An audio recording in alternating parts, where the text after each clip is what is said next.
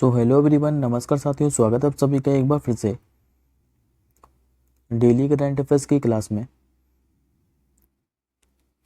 और आज है साथियों आप लोगों की 27 फरवरी।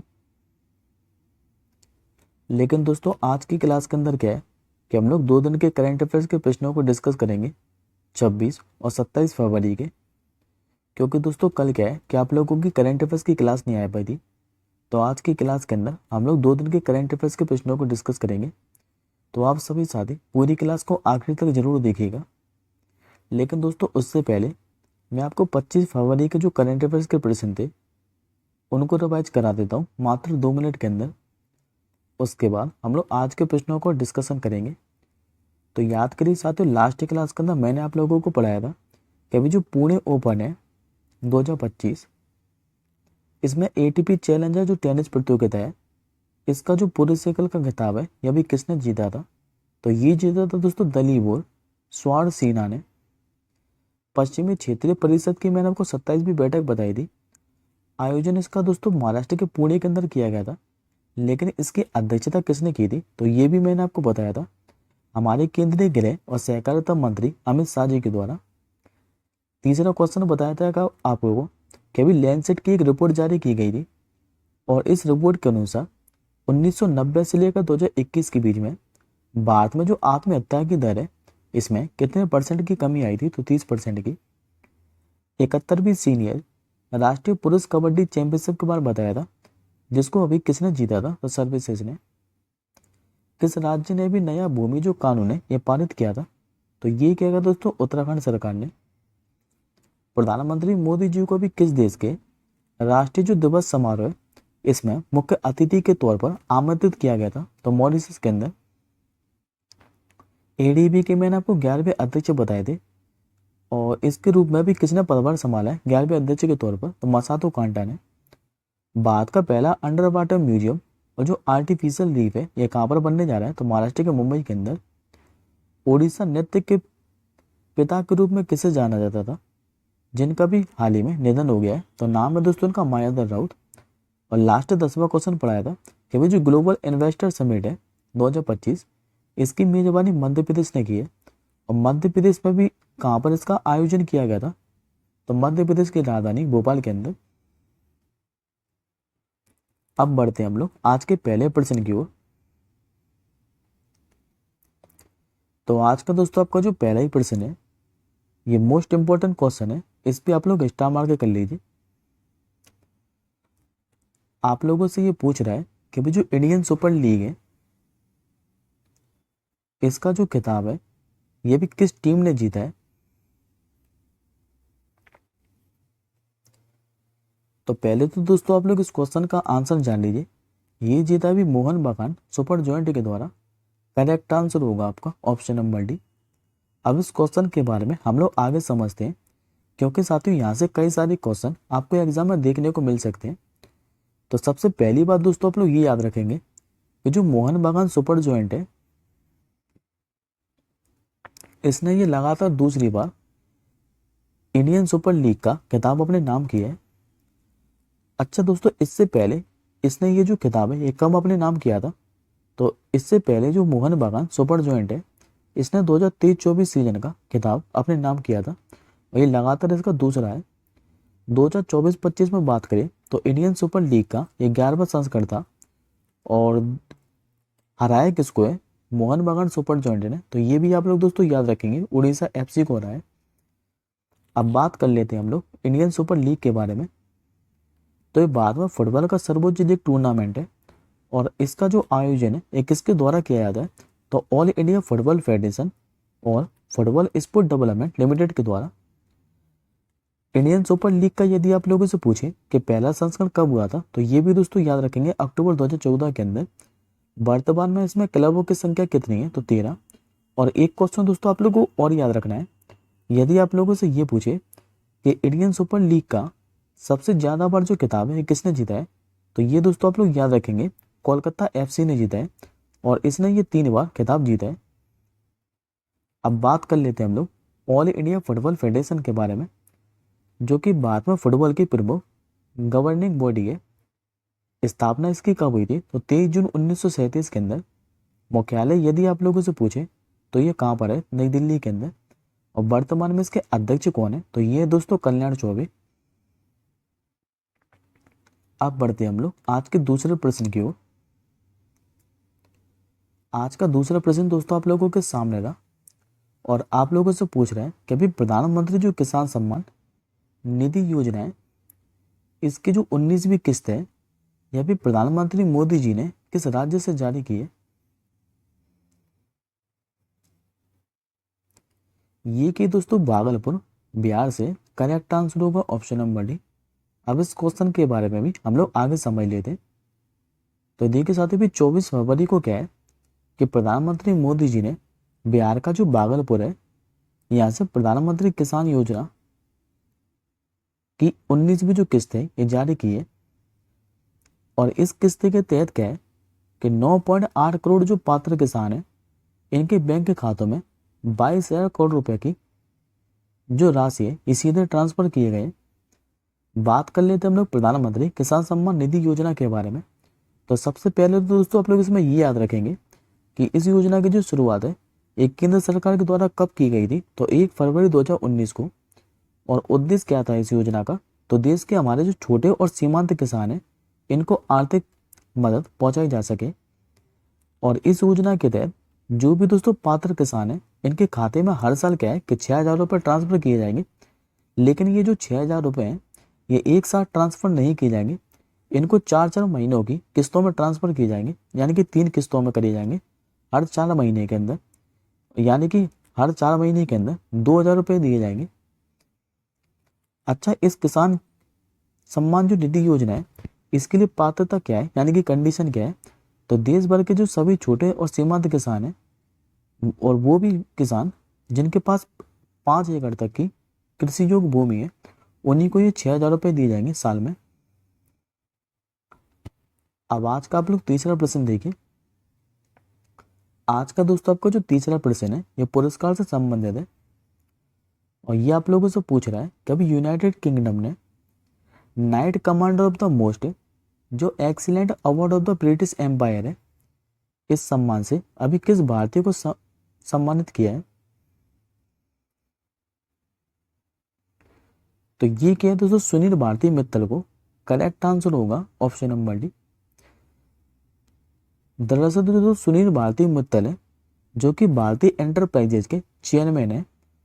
और इनको भी भारत और ब्रिटेन के बीच में व्यापार संबंधों को बढ़ावा देने के लिए जो ब्रिटेन के किंग है चार्ल्स तृतीय, इन्हीं के द्वारा night commander of the most excellent order of the जो ब्रिटिश एम्पायर है इससे सम्मानित किया है।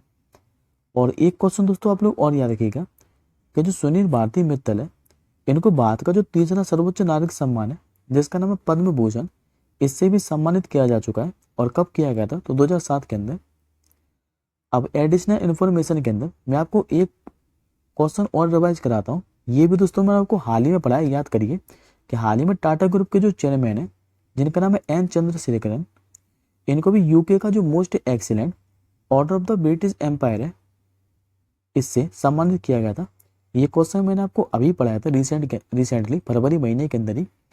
तो इसी से रिलेट कर ये आप लोग याद रखिएगा।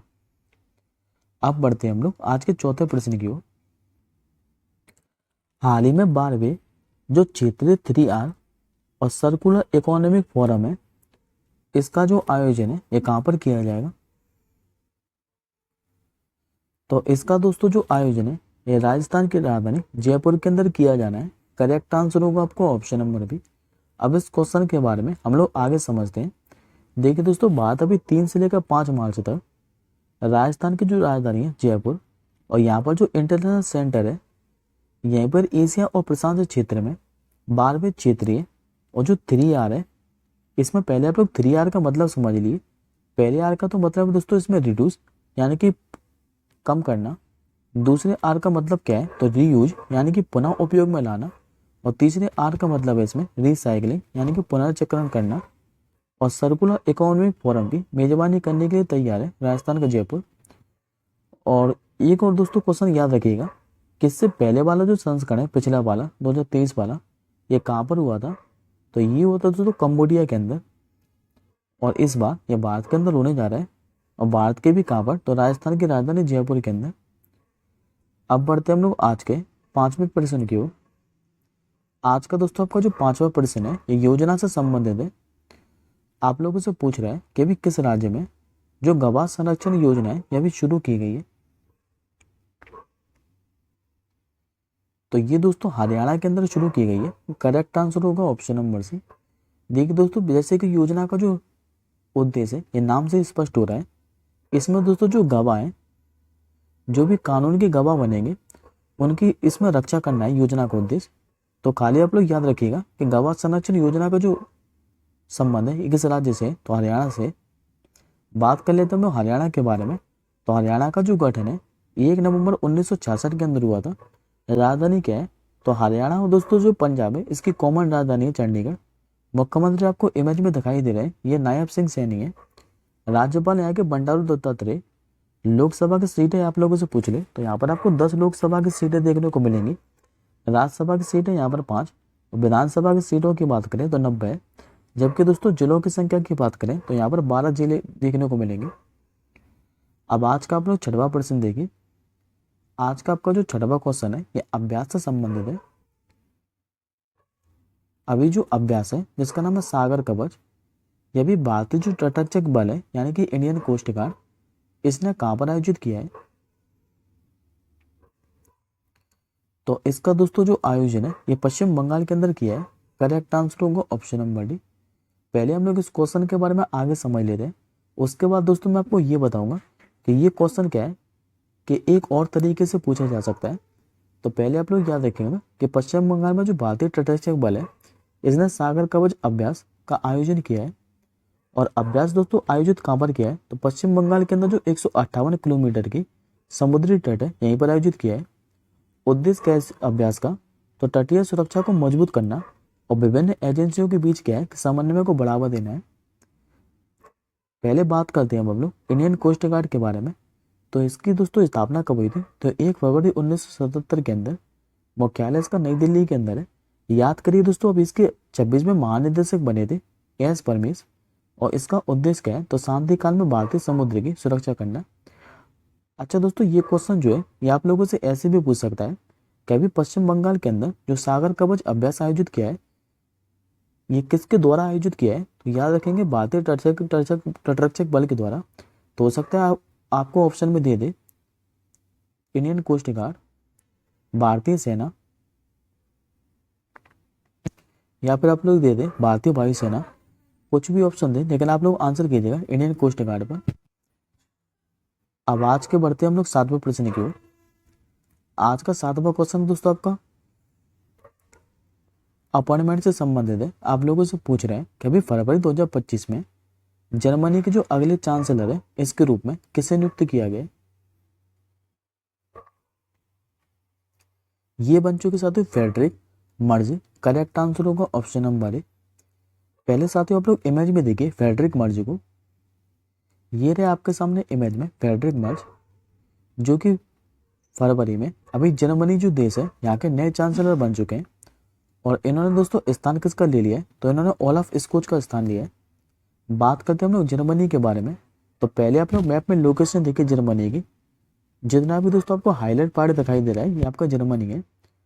और जर्मनी स्थित कहाँ पर है, तो यूरोप कॉन्टिनेंट के अंदर। यहाँ की यदि आप लोगों से राजधानी पूछे तो ये दोस्तों बर्लिन है। और मुद्रा क्या चलती है जर्मनी में, तो ये यूरोप कॉन्टिनेंट के अंदर है, इसके लिए जो यहाँ पर जो मुद्रा है ये यूरो चलती है।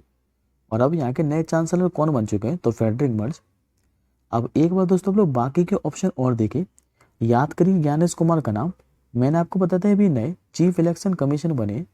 और कौन से नंबर के, तो 26वें नंबर के। मसातो कांडो का नाम याद करिए, अभी बताया मैंने आपको और आज भी रिवाइज कराया, क्योंकि भी जो एशियन डेवलपमेंट बैंक है इसका 11वां अध्यक्ष चुना गया है। अब आज का आप लोग आज का साथ आपको जो 8वां क्वेश्चन है इस पे आप लोग स्टार मार्क के कर लीजिए। आप लोगों से पूछ रहा है कि अभी 17 साल और 298 दिन की उम्र में WTA 1000 खिताब जीतने वाली जो सबसे कम उम्र की खिलाड़ी हैं ये भी कौन बन गई हैं। तो ये बन चुके दोस्तों Meera and Riva. Correct answer होगा आपको ऑप्शन नंबर बी। अब इस क्वेश्चन के बारे में हम लोग आगे समझते हैं। देखिए दोस्तों, जो मीरा एंड रीवा है ये रूस की 17 वर्षीय महिला टेनिस खिलाड़ी हैं और इन्होंने अभी दुबई टेनिस चैंपियनशिप ट्रॉफी जीतकर इतिहास रच दिया है। मीरा एंड्रीवा की बात करें तो ये 17 साल 299 दिन की आयु की है और ये अब WTA 1000 चैंपियन बनने वाली सबसे कम उम्र की खिलाड़ी भी बन गई है। अच्छा दोस्तों, इन्होंने हराया किसको है तो ये आप लोग और याद रखिएगा, इन्होंने डेनमार्क की खिलाड़ी क्लारा टूसोन को हराया है। अच्छा, एक बार आप लोग इमेज में देखिए मीरा एंड्रीवा को। ये दोस्तों रूस की टेनिस खिलाड़ी मीरा एंड्रीवा जो कि भी 17 साल और 298 दिन की उम्र में WTA खिताब जीतने वाली सबसे कम उम्र की खिलाड़ी बन गई है। तो क्वेश्चन दोस्तों इंपॉर्टेंट है, याद रखिएगा। अब बढ़ते हम लोग आज के 90 प्रश्न की ओर। आज का 90 प्रश्न दोस्तों आप लोगों से पूछ रहा है कि अभी इंडस वैली रिपोर्ट 2025 जारी की गई है और इस रिपोर्ट के अनुसार वर्ष 2024 में IPO के जरिए फंड जुटाने वाला दुनिया का जो शीर्ष देश है यह भी कौन सा बना है। क्योंकि दोस्तों साथ ही ये कोई और देश नहीं बल्कि अपना प्यारा भारत ही है। आंसर हो जाएगा आपको ऑप्शन नंबर बी। अब इस क्वेश्चन के बारे में भी आप लोग आगे समझिए। देखिए दोस्तों, जो इंडस वैली एनुअल रिपोर्ट है 2025, इसके अनुसार भारत 2024 में क्या है कि कंपनियों के IPO के माध्यम से 19.5 अरब डॉलर का फंड जुटाया। और बात करते हैं हम लोग IPO के बारे में, यानी कि इनिशियल पब्लिक ऑफर के बारे में। जब कोई दोस्तों कंपनी पहली बार अपने शेयर को क्या है कि पब्लिक के लिए ऑफर करती है, इसी को बोलते हैं IPO। और दुनिया भर में पेश हुए IPO में 23% जो है ये भारत में सूचीबद्ध है। अब आज का आप लोग 10वां क्वेश्चन देखिए। आज का 10वां दोस्तों क्वेश्चन है, ये समिट से संबंधित है। आप लोगों से पूछ रहे हैं कि अभी कार्बन मार्केट पर जो पहला अंतर्राष्ट्रीय सम्मेलन है जिसका नाम प्रकृति, ये कहां पर हुआ है। ये हुआ दोस्तों नई दिल्ली के अंदर। करेक्ट आंसर हो जाएगा ऑप्शन नंबर ए। देखिए दोस्तों, कार्बन बाजार पर जो पहला अंतर्राष्ट्रीय सम्मेलन है जिसको नाम दिया इन्होंने प्रकृति, यह भी 24 और 25 फरवरी को नई दिल्ली में आयोजित हुआ है। अब बात करते हैं हम लोग कार्बन क्रेडिट के बारे में। तो कार्बन क्रेडिट कहते किसे हैं तो वायुमंडल से दोस्तों जो कार्बन डाइऑक्साइड है इसी को कम करने या फिर हटाने की जो परियोजना है, इससे मिलने वाला जो क्रेडिट होता है इसी को कहते हैं कार्बन क्रेडिट। और सम्मेलन किसके द्वारा आयोजित किया है तो ऊर्जा दक्षता ब्यूरो यानी कि केंद्रीय विद्युत मंत्रालय के द्वारा।